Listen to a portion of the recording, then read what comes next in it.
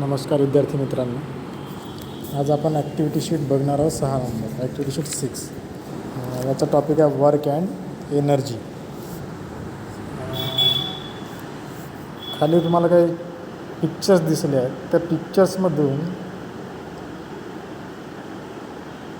Can you tell me in which of the pictures above work been done. म्हणजे जे काही 4 picture आहेत त्याच्यामध्ये कोणत्या पिक्चरमध्ये वर्क केल्या जात आहे हे सांगता येईल तुम्हाला. तसं जर बघायला तर वर्कची डेफिनेशन असते की work is set to be done when force applied on an object causes displacement of the object. म्हणजे एखाद्या ऑब्जेक्टची जर डिस्प्लेसमेंट झाली किंवा त्याच्यावर फोर्स अप्लाय केल्यानंतर तेव्हा त्या वस्तूचं वर्क झालेलं आहे किंवा वर्क केलेलं आहे असं म्हणता येईल. जनरली एनी मेंटल और physical activities refer to as a work. म्हणजे फक्त फिजिकली व मुवमेंट झाली, डिस्प्लेसमेंट झाला त्यालाच वर्क केल्या जाते असं नाही, असं म्हणू शकत नाही आपण. तर मेंटली काही ॲक्टिव्हिटी झाली त्यालासुद्धा वर्क केलं आहे असं म्हणतो आपण. When we walk or run the energy in our body use to do necessary work. We say that in above picture a girl who is studying is working on performing work but that is mental work. म्हणजे एखादा व्यक्ती अभ्यास जरी करत आहे पण तो physically activity नाही म्हटलं जाईल, पण ती मेंटली वर्क या कॅटेगरीमध्ये मोडल्या जाते. तर वर्कचं डेफिनेशन जर बघू सायंटिफिकली तर काय येईल, work is set to be done when a force applied on an object causes displacement of the object. ही झाली वर्कची डेफिनेशन. आणि वर्कचा फॉर्म्युला काय आहे, work is equal to force into displacement. म्हणजे F into S, F for force, S for displacement, हा वर्कचा फॉर्म्युला आहे.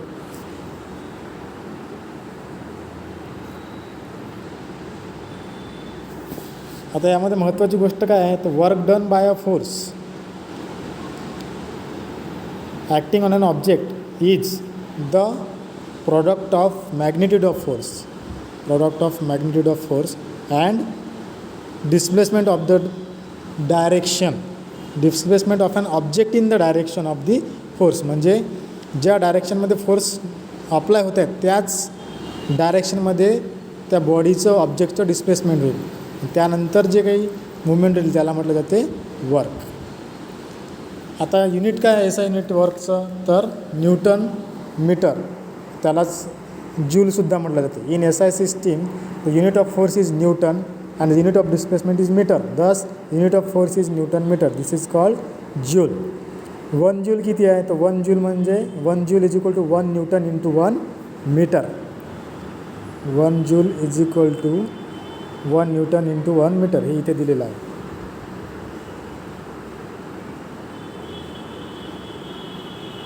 वन जूल म्हणजे काय, okay. SI unit of work काय आहे, dyne centimetre. This is called erg. इथे थोडासा डिफरन्स लक्षात घ्या की SI unit of work is newton metre, this is called joule. आणि CGSमध्ये इथे थोडंसं करेक्शन करा. इथे SIच्या जागी CGS म्हणा तिथे CGS unit of work is dyne centimetre. इथे SI जे आहे ना ते कट करून तिथे CGS कन्सिडर करा, ते प्रिंट मिस्टेक झाली. CGS unit of work is dyne centimetre and this is called work. आणि SI unit of work is newton metre, this is called joule. थोडासा डिफरन्स लक्षात घ्या. मग 1 अर्क म्हणजे काय, तर 1 erg is equal to 1 dyne into centimetre.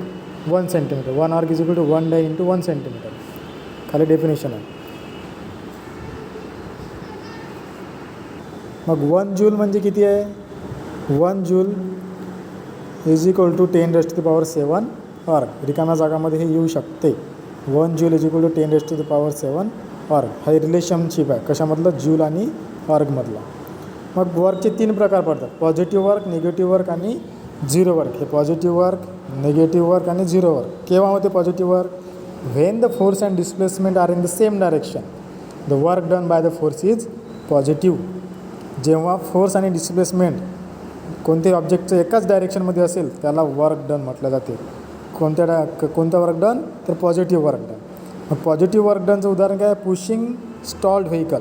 म्हणजे एखादं व्हेकल उभा आहे त्याला जेव्हा तुम्ही पुश करता जेव्हा ज्या डायरेक्शनमध्ये पुश करतात त्याच डायरेक्शनमध्ये त्या व्हेकलची मुवमेंट होते, म्हणून त्याला म्हटलं जाते पॉझिटिव्ह वर्क. पॉझिटिव्ह वर्कचा दाखवायचं असेल तर त्याला दाखवता येते आपल्याला थीटा इज इक्वल टू 0. जेव्हा केव्हा पॉझिटिव्ह वर्क डन असते तेव्हा theta is equal to 0 degree असते. Theta is equal to 0 degree मागच्या इयरला बघितलेलं आहे काय असते थीटा. मग नंतर आहे negative work. When the force and displacement are in opposite direction the work done by the force is negative. याचं उदाहरण काय की एखादं व्हेकल गतीमध्ये आहे, मुवमेंटमध्ये आहे, त्याला स्टॉप करते आपण, ब्रेक मारत आहे, तेव्हा काय झालं निगेटिव्ह वर्क आहे. मग निगेटिव्ह वर्कच्या वेळेस थीटा काय असतो 180 डिग्री. पॉझिटिव्ह वर्कच्या वेळेस थीटा 0 डिग्री असतो, निगेटिव्ह वर्कच्या वेळेस थीटा 180 डिग्री असतो. नंतर आहे 0 work. When the applied force does not cause any displacement or when the force and the displacement are perpendicular to each other then the work done by the force is 0. जेव्हा जो काही एखाद्या ऑब्जेक्टवर force apply केलेला आहे त्याने कोणत्या प्रकारचं displacement होत नाही तेव्हा काय असते वर्क डन 0 असते. किंवा फोर्स आणि डिस्प्लेसमेंट हे परपेंडिक्युलर असते एकमेकांना तेव्हा वर्क डन 0 असते. त्याचं उदाहरण तर जर बघितलं तर tying a stone to one end of the string and swinging it round and round by the other end of the string. हे झालं उदाहरण 0 वर्कचं. म्हणजे गोफन जे असते, गोफन फिरवण्याची प्रोसेस तुम्हाला माहीत आहे, त्यामध्ये 0 वर्क डन आपल्याला लक्षात येईल. मग जेव्हा वर्क डन 0 असते तेव्हा थीटा काय असतो 90 डिग्रीचा थीटा तिथे आपल्याला दिसून येईल. नेक्स्ट आहे एनर्जी. मग एनर्जी काय आहे the capacity of a body perform work is non as energy. म्हणजे मराठीत काय म्हणतो एनर्जीला शक्ती. मग शक्ती म्हणजेच काय the capacity of a body to perform work is called energy. म्हणजे आपल्या बॉडीमध्ये जर एनर्जीज नसेल तर आपण कोणते वर्क परफॉर्म करू शकत नाही. युनिट ऑफ एनर्जी काय आहे SI युनिट इज जूल आहे अँड CGS युनिट अर्ग आहे. जसं वर्कचं आहे तसंच एनर्जीचं सुद्धा युनिट सेम आहे. SI unit of energy is joule and CGS unit is erg. मग एनर्जीचे सुद्धा 2 प्रकार आहेत, कायनेटिक एनर्जी आणि पोटेन्शियल एनर्जी. मग कायनेटिक एनर्जी म्हणजे काय the energy which an object has because of its motion is called kinetic energy. Energy which an object has because of its motion is called kinetic energy. मग kinetic एनर्जीचं उदाहरण जर बघितलं तर a fast cricket ball strikes the stumps. Second example striker hits a coin on the carrom board. Carrom बोर्डवर काही coins किंवा गोट्या stable ठेवलेल्या आहेत. मग त्याला कॅरम जेव्हा स्ट्रायकरनं आपण टोलवतो किंवा स्ट्राईक करतो एखाद्या गोटीने तेव्हा कॅरमवर बोर्डवरच्या गोट्या ज्या आहेत त्या मूव्ह करतात, ते कॉईन मूव्ह करतात. म्हणजे एखादी बॉडी स्टेबल जरी असली तरी त्यामध्ये सुद्धा काही ना काही एनर्जी असते, त्याला म्हटलं जाते कायनेटिक एनर्जी. मग त्या कायनेटिक एनर्जीला आपण स्ट्रायकरने फोर्स लावला तर ती बॉडी किंवा कॉईन मूव्ह होते तेव्हा कायनेटिक एनर्जी निर्माण होतं. सेकंड आहे पोटेन्शियल एनर्जी. पोटेन्शियल एनर्जी म्हणजे काय तर the energy stored in an object because of its specific state or position is called the potential energy. याचं उदाहरण जर बघायचं झालं तर एखादा चॉक आपण 5 सेंटीमीटर हाईटवर होल्ड करून ठेवला आहे फ्लोअरपासून आणि त्याला रिलीज केला आहे तरीसुद्धा तो खाली पडते. म्हणजे दुसऱ्या भाषेत काय सांगता येईल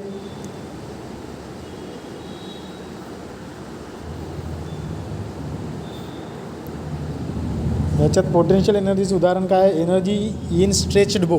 म्हणजे एखाद्या धनुष्याचा बाण जेव्हा स्ट्रेच करतो बॅक साईडला तेव्हा ती स्टेबल पोझिशन झाली, पण त्या पोझिशनला जर तो बाण आलाच नसता तर तो मूव्ह होईल का फॉरवर्ड डायरेक्शनला नाही. देअरफॉर याला म्हटलं जाते पोटेन्शियल एनर्जी. म्हणजे potential the energy stored in a object because of its specific state or position. म्हणजे एखादं ऑब्जेक्ट स्पेसिफिक स्टेट आणि पोझिशनला जरी असेल तरी त्याच्यामध्ये कोणती एनर्जी असते तर पोटेन्शियल एनर्जी असते. याचं इक्वेशन काय आहे mgh. m for mass, g for acceleration आणि h फॉर हाईट. हे झालं पोटेन्शियल एनर्जीचा फॉर्म्युला. आणि कायनेटिक एनर्जीचा फॉर्म्युला काय झाला mv². m फॉर मास आणि v फॉर व्हेलॉसिटी. मग आता हे झालं कायनेटिक एनर्जी आणि एनर्जीचे प्रकार, कायनेटिक एनर्जी आणि पोटेन्शियल एनर्जी. मग आता ट्रान्सफॉर्मेशन ऑफ एनर्जी कसं होते हे बघायचं. Energy can be transform from one type to another. For example exploding firecrackers convert the chemical energy stored in to the light and sound and heat energy. म्हणजे फटाक्याचं जर उदाहरण बघितलं त्याच्यामध्ये बारूद जमा करून ठेवत असतो. पण ते झाली का बारूद म्हणजे काय, केमिकल एनर्जी झाली. ती केमिकल एनर्जी त्या फटाक्यांमध्ये आपण स्टोअर करून ठेवतो. पण जेव्हा ते फटाके फुटतात, crackers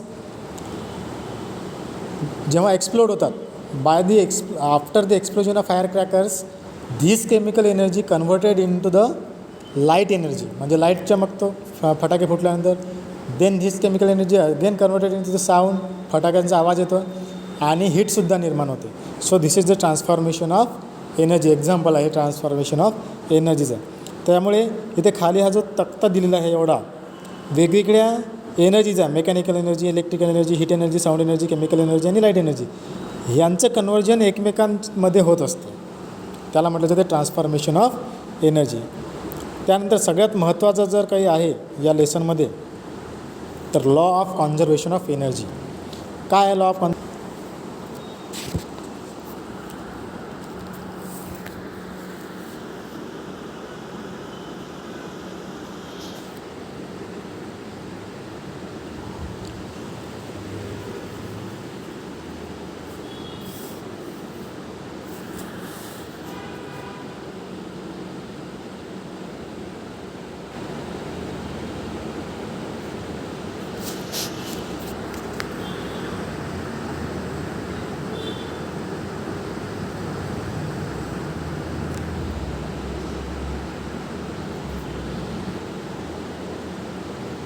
Next point of free fall. What is free fall?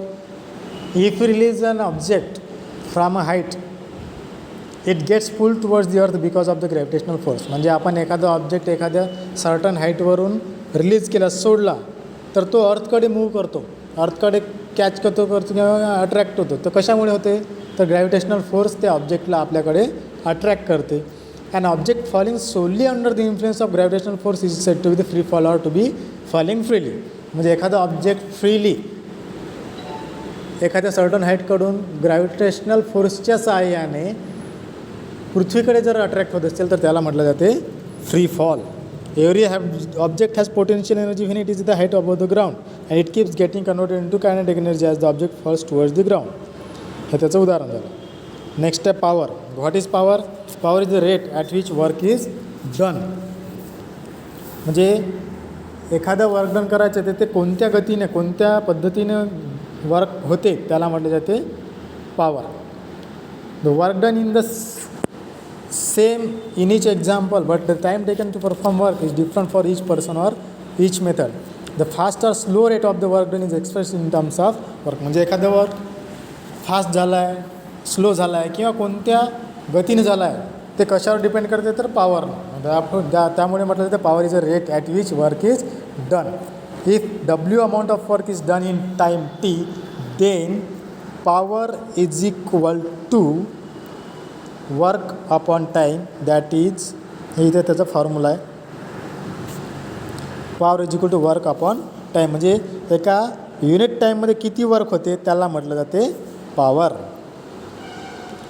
याचं युनिट काय? याचा unit of power is joule per second. This is also known as watt. Watt, 1 watt is equal to 1 joule per second, त्याचं unit आहे. So इथे महत्त्वाचं आहे 1 horse power is equal to 746 watt. म्हणजे ट्रॅक्टरच्या इंजिन जे आहे किंवा मोठमोठे इंजिन आहे ते हॉर्स पॉवर या युनिटमध्ये मोजल्या जाते. इंडस्ट्री सेक्टरमध्ये याचा उपयोग केला जातो. The industrial sector unit used to measure the power is called the horsepower. The unit of energy for commercial is kilowatt hour. 1 kilowatt hour म्हणजे 3.6 into 10 to the power 6 joule. हे त्याचे काही युनिट आहे. So in this way our lesson work and energy is completed. You have to solve these assignments below given. So use this sheet and video to solve these 4 questions.